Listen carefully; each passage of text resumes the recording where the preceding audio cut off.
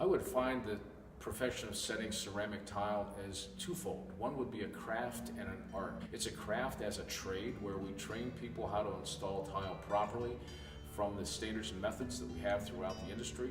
But beyond that, there's the artistic value. It's really critical that we have qualified labor working in the tile trade.